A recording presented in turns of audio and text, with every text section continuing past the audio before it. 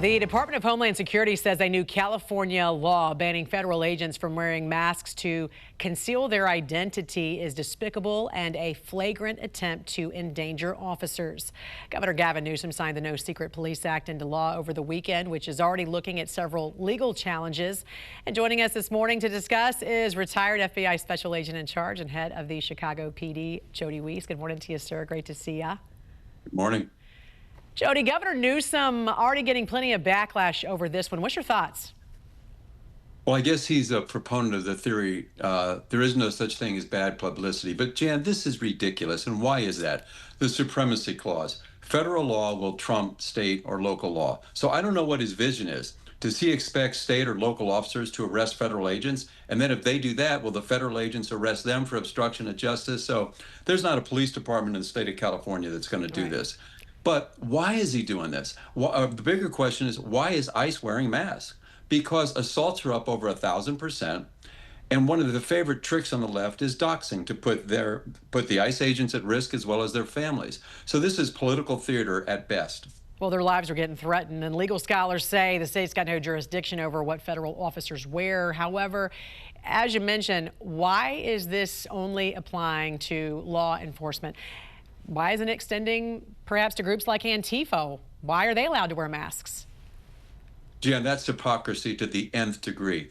If you look at California Penal Code Section 185, it makes it a misdemeanor to wear a mask to evade arrest or escape during a crime.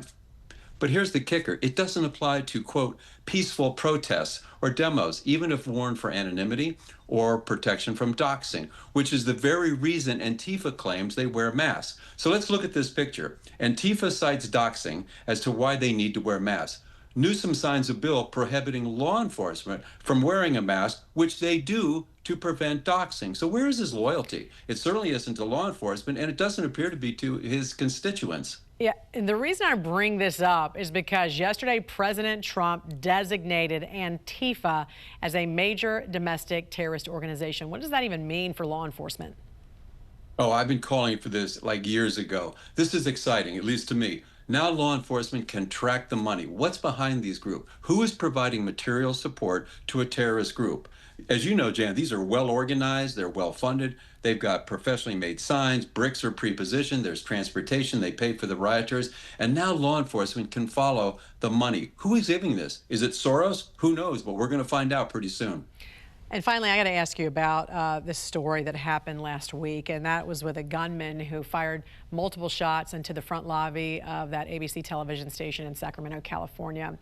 Now, we have since learned that the suspect had notes in his car referencing Jeffrey Epstein, FBI Director Kash Patel, Bongino, AG Pam Bondi, as well as an anti-Trump book.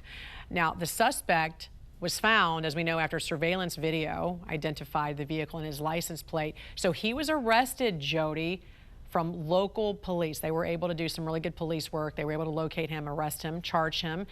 And then he was released and then taken back into custody again, this time, though, by federal law enforcement, by the FBI, okay? So here's a guy firing a deadly weapon into an occupied building, not once, but 3 times.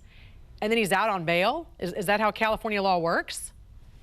Jan, it sure looks that way, doesn't it? The cops did a great job. They identified the guy, arrested the guy within 24 hours. And then what happens? The judges let him out on bail. That is ridiculous. But this is why I love task forces. Besides the local, straightforward charges, there's also the federal charge, which is a federal crime, a felony, for the willful and malicious interference with the radio communications of a federally licensed broadcasting station. Now, that doesn't seem that exciting, but it's a 7-year felony with a $250,000 fine. And then with the feds involved, they've added 2 more charges. Apparently, one of the rounds were fired from a school zone. So now the feds added possession of a firearm in a school zone and discharging of a weapon in a school zone. Both of those are 5-year felonies with a $250,000 fine. So for this little stunt, this guy is looking at significant prison time if convicted. Retired FBI Special Agent in Charge and head of the Chicago PD, former head, Jody Weis. Always good to see you, sir. Thanks for joining us. Thank you, Jan. Have a great day. You too.